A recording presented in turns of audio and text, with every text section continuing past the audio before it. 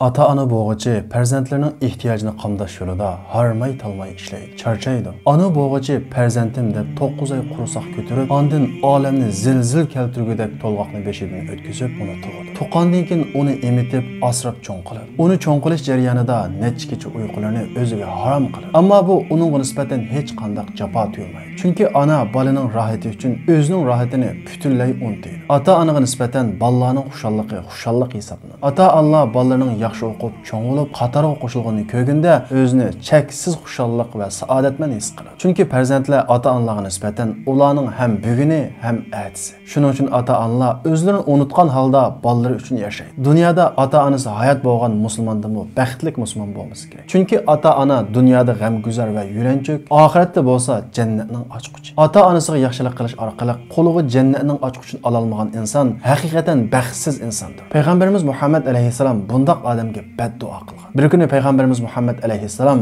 burni to'pib ketsin, ya'ni xarob ketsin deb 3 qatim duo qildi. Sahobalar: "Ey Rasululloh, bu kim o?"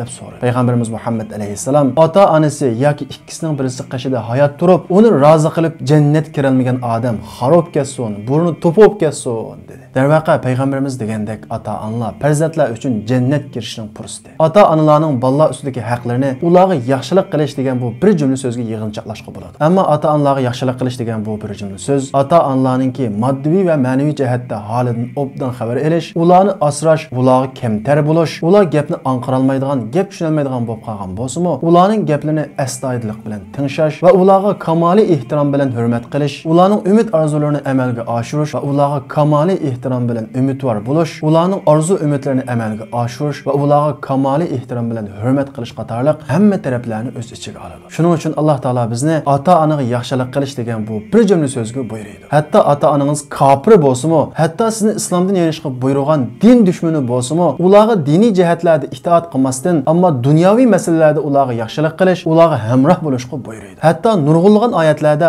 Allohga ibodat qilishdan keyinla ota-onaga yaxshilik qilishga buyuradi. Alloh taolo Qur'on Karimda va qada robbuka alla ta'budu illa iyya va bil validayni ihsana. Sizning Robbingiz sizga Allohga hech narsa shirk keltirmay ibodat qilishga buyuradi. Agar ota-onangiz yoki ota-onangizning birisi sizning qashingizda yashinib qolgan bo'lsa, uningga uf demang. Ya'ni malollikni bildiradigan kichikgina so'zni qilmang. Va la tanharhuma, zinhar ularni dushkanlama. Va qul lahuma qawlan karima. Va ota-onangizga noat, yumshoq, isil, chiroyli gaplarni qiling. Yana bir oyatda Alloh taolo va in jahadaka ala an tushrika bi ma laysa laka bihi ilmun fala tuti'huma wa sahibuhuma fid dunya ma'rufa. Agar ota-onangiz sizni bilmaydigan ishlarda menga shirk keltirishga majbur bo'lsa, ya'ni Allohga shirk keltirishga majbur bo'lsa, u masalada ota-onangizga itoat qilmang. Lekin va sahibuhuma fid dunya. Dunyoviy masalalarda ularga yaxshilik qiling, go'zal muomala qiling va ularga hamroh bo'ling deydi. Jamiyatimizda ba'zi farzandlar ota-onasining fosiq bo'lganligi yoki ba'zi gunohlardan o'zini topmaganligi yoki ba'zi amal ibodatga ahamiyat bermaganligi tufayli dadasiga osilik qiladigan, ularga hurmat qilmaydigan ahvol nihoyat og'ir. Bu Allohning so'zi bo'lgan Qur'onga xilof ishdir. Chunki dadangiz sizni islomdan yenishga majburlaydigan, sizni namoz o'qishdan cheklaydigan kofir, tog'ut bo'lsa-mu, Alloh taolo Qur'on Karimda dunyoviy ishlarda ularga yaxshi muomala qilishga buyuradi. Ota-onaga yaxshilik qilish odamni o'ylab boqmagan darajadagi yuqori martabaga ko'taradi. Hatto jannat bilan xushbishorat berilgan sahobami uning keynidan yuguradigan darajadagi bir martabaga ko'taradi. Payg'ambarimiz Muhammad alayhisalom bir kuni Umar ibn Xattobga Yamanda Uwaysil Qarni deb bir odam bor. Bu odam ilgari oq kasalib qolgan. Keyin u odamga Alloh taolo shifolik berib, faqat badanda tangichilik yerim qolgan a'zolarining hammasi saqaygan. Agar sen bu odam bilan uchrashsang, bu odamning duosini elib olgin degan. Payg'ambarimizning bu so'zini anglagan Umar ibn Xattob payg'ambarimiz duosini elib olishga buyurgan bu odamning qanday odam ekanligi va u odamdan payg'ambarimiz degandek duosini elib olishni umid qilib, Yamandan kishilar kelsa, Uwaysil Qarni degan odam bormi, u nada, u keldimi deb doim u odamdan so'raydi. Payg'ambarimizning jannatdan xushbishorat berilgan, hatto jannatdan oltindan uy solingan sahobaga uning duosini elib olgin deb buyurgan Uwaysil Qarni zodi nima ish qilgan? Payg'ambarimiz Muhammad alayhisalom Madinaga kelib islom da'vatini kengaytgan va islom davlatini qurgandan keyin islom da'vati atrofdagi shaharlarga taqgan. Taraf-tarafdan kishilar payg'ambarimizning qashig'iga kelishga boshlagan. Yamandan bir bo'lak kishilar payg'ambarimiz Muhammad alayhisalomning qashig'iga berish uchun tayyorlanadi. Bu kishilar Uwaysil Qarni degan odamni tayyor bo'l, payg'ambarimiz Muhammad alayhisalomning qashig'iga boraylik deydi. Uwaysil Qarni o'zining payg'ambarimiz Muhammad alayhisolamning qishig'i bag'usi bog'liqini aytadi. Lekin qishida yashinib qolgan bir onasi bo'lganligi uchun, onasining holidan xabar olish uchun payg'ambarimiz Muhammad alayhisolam bilan ko'rishish, ya'ni sahobilik martabasiga erishish bu fursatdan mahrum bo'lganligini, ya'ni payg'ambarimiz Muhammad alayhisolam bilan kurashga borolmaydiganligini o'zi aytdi. Payg'ambarimiz Muhammad alayhisolam bilan ko'rishish odamni sahobilik martabasiga ko'taradi. Ammo Uwaysil Qarni onaning xizmatini qilishni bu martabadan yuqori deb bilib, payg'ambarimiz Muhammad alayhisolam bilan ko'rishdan voz kechib, onasining xizmatini qilish uchun qilib qoldi. Bu ahvolni Jibril alayhisolam vahiy orqali payg'ambarimiz Muhammad alayhisolamga yetkazadi. Undan keyin payg'ambarimiz Muhammad alayhisolam jannat bilan bishorat berilgan. Hatto jannatda uning uchun saroy silingan bir sahobiga uning duosini elib olishga buyurdi. O'ylab boqaylik. Jannat bilan bishorat berilgan, ya'ni jannat kirishi kafalalik qilingan bir sahobininki duosini elib olishga, uning keynin yugurishga sabab bo'lgan narsa u Uwaysil Qarnidagi nima ish edi? Albatta, onasining xizmatini qilish edi. Bir kuni kishilar Uwaysil Qarni ismli bir odamning Yamandan kelganligini Umar ibn Xattobga aytdi. Umar ibn Xattob darhol u odamning qishig'iga berib, payg'ambarimiz deb bergan hadisni uningga deb berdi va uning uchun menga duo qilib qo'ysang dedi. Uwaysil Qarni o'zining buncha martabaga erishganligini hech o'ylab boqmagan edi. Ota-onaga yaxshilik qilishning oxiratdagi mukofotidan boshqa dunyoda nurg'unlagan foydasi bor. Payg'ambarimiz Muhammad alayhisalom "Man surra ayyamudda lahu fi umri va yuzadu lahu fi rizqi falyabur validay." Qandaq bir odam umrining uzun, rizqining keng bo'lishini xolasa, ota-onasiga yaxshilik qilsin deydi. Amaliyotda qarab boqadigan bo'lsakmi, real dunyodami ota-onasiga yaxshilik qilgan bir odamning xafalik tortib qolganini, qiyinchilikqa tushib qolganini ko'rmaymiz. Aksiya, ota-onaga yaxshilik qilgan odam hatto kofir bo'lsa-mu, dunyoda xotirjam turmushga ega bo'lganligini ko'radi. Ota-onaga yaxshilik qilish gunohni yuyishning eng yaxshi usuli. Bir odam payg'ambarimiz Muhammad alayhisolamning qishig'iga kelib, "Ey Rasululloh, men ig'ir gunohdan birini qildim. Buni yuyishning usuli bormi? Tavba qilishning usuli bormi?" deb so'radi. Payg'ambarimiz u odamga, "Sening onang bormi?" deb so'radi. U odam, "Yo'q." Unda bo'lsa, "Sening onangning qiz qarindoshlari bormi? Ya'ni hammang bormi?" deb so'radi. U odam, "Bor" dedi. "Uningga yaxshilik qil. Ya'ni uningga yaxshilik qilish orqali gunohingni yo'q." Demak, payg'ambarimiz Muhammad alayhisolam u odamga oldi bilan onasining hayot ekanligini so'radi. Onasi hayot bo'lmagandan keyin hammasini so'radi. Hammasga yaxshilik qilish orqali tavba qilish va gunohini yuyishning yo'lini ko'rsatdi. Agar onasi hayot bo'lgan bo'lsa, albatta payg'ambarimiz Muhammad alayhisolam onangga yaxshilik qilish orqali gunohingni yo'q degan bo'ladi. Ota-onaga yaxshilik qilish odamni o'ylab boqmagan qiyinchiliklardan qutuldiradi. Payg'ambarimiz alayhisolam mundaq bir voqelikni bizga bayon qilib berdi. Bir kuni 3 odam yo'lda ketyotdi. To'satdan yomg'ir yog'ib ketdi. Bu 3 odam yomg'irdan daldinish uchun bir tog'ning o'nkining ichiga kirib oldi. O'nkining ichiga kirgandan keyin to'satdan ustidan bir tosh tushib, o'nkining og'zi etilib qoldi. Hech bir chiqish yo'li yo'q. Qop-qorong'u. Bu vaqtda bu 3 odam biz Alloh yo'lida qilgan yaxshi ishlarimizni Allohga bir vasila qilib, vasita qilib turib, Allohga duo qilib boqaylik. Balkim Alloh taolo bizni bu qiyinchilikdan qutuldirishi mumkin dedi. Bularning orasidan bir odam Allohga mundaq duo qildi. "Ey Allah, mening narasida balam va yashinib qolgan ota-onam bor edi. Men qo'y beqib turmush kechiradi.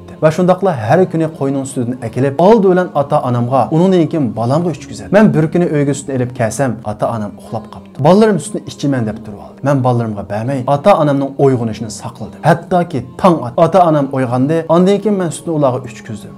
Undan keyin bolalarimga ichkizdim. Men buni faqat ota-onamga yaxshilik qilish yuzasidan qildim. Agar bu amalim sening nazaringda qabul bo'lgan bo'lsa, bizga bir chiqish yo'li ato qilg'ay."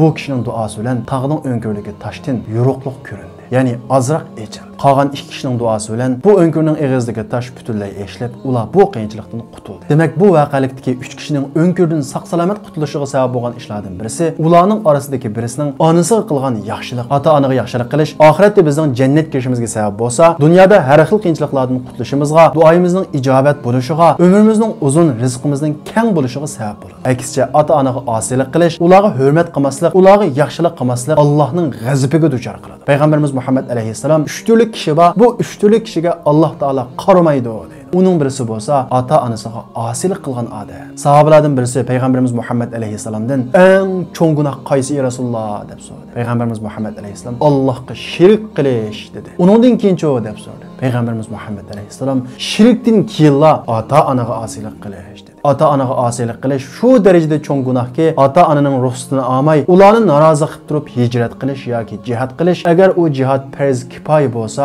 bu to'g'ri bo'lmaydi. Bir kuni bir sahoba payg'ambarimiz Muhammad alayhisalomdan jihad qilishga ruxsat so'rab keldi. Payg'ambarimiz Muhammad alayhisalom o sahobadan ota-onang hayotmi deb so'radi. O sahoba ha dedi. Payg'ambarimiz Muhammad alayhisalom sen u ota-onaga yaxshilik qilish orqali jihad qil dedi. Allohning bizdan rozi bo'lishi bizdan ota-onamizning rozi bo'lishiga bog'liq. Allohning g'azabini keltirishimi bizning ota-onamizning g'azabini keltirishiga bog'liq. Payg'ambarimiz Muhammad alayhisalom ridor rob fi ridol valid va sahatur rob fi sahatil valid. Allohning roziligi dodining roziligiga qarashli. Allohning g'azabi dodining g'azabiga qarashli. Ko'pincha farzandlar biz ota-onamizga yaxshilik qilamiz, ota-onamizga osilik qilmaymiz deyish mumkin. Amaliyotda ota-onaga osilik qilishning nurg'unlagan ko'rinishlari bor. Masalan, sizga ota-onangiz sizning abdingizdan tap tortib gap qilolmasa, siz bir oqi bola, ya'ni ota-onangizga osilik qilgan bola. Agar ota-onangiz sizga ishqi bo'lsa, menga gap yandirib salommi yoki ko'ngil og'itib salomammi deb sizni ishqi bo'rishdimi bir ayminsa, siz oqi bola, siz osiy bola. Siz o'zingizni boshqalarga selishtirib, ota-onam meni kichik vaqtida obdan boqmabdi ekan yoki obda yerda o'qitmabdi ekan deb ota-onangiz qarta qarshisiz va ularga tobi ta'na qilsangiz, siz osiy bola. Chunki ota-ona bolasiga nisbatan qo'lidan kelganning hammani qiladi. Agar siz ota-onangizning orzusini amalga oshirmasangiz, ota-onangizning umidini yerda qo'ysangiz, ota-onangiz yaxshi ko'rmaydigan kishilar bilan aralashsangiz, ota-onangiz qilishni xohlamaydigan yomon ishlarga, gunohga tushsangiz, yana siz ota-onangizga osilik qilgan bola bo'lasiz. Ota-onaga yaxshilik qilishning bir qancha shakl va usullari bor. Uning birinchisi ota-onasiga qarta mamnun bo'lish va ulardan rozimanlik tuyg'usini ifodalash. Ikkinchisi ota-onasi haqida duo qilish. Ota-onasi qashida bo'lsin yoki qashida bo'lmasin, hayot bo'lsin yoki vafot topgan bo'lsin, ularning haqqida duo qilish. Uchinchisi ota-onasining umidini,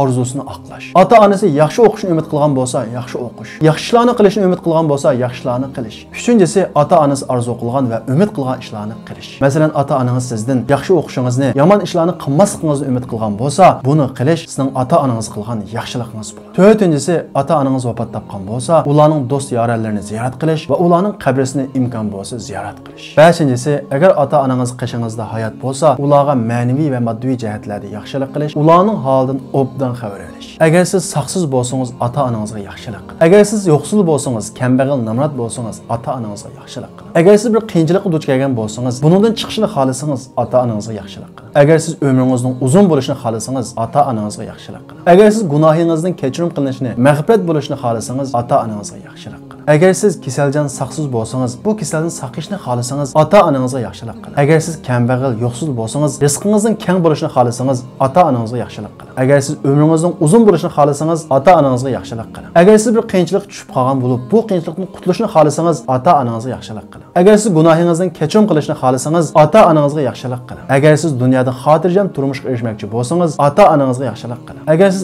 oxiratdagi, abadiy hayotdagi jannatga kirmoqchi bo'lsangiz, ota-onangizga yaxshilik qiling. Dunyoda hech qanday bir ish ota-onaga yaxshilik qilishning o'rni bosolmaydi. Shunga ota-onasi qishida bola, jannatni boshqa yerda izlamang. Ota-onangizga yaxshilik qilishni izlang.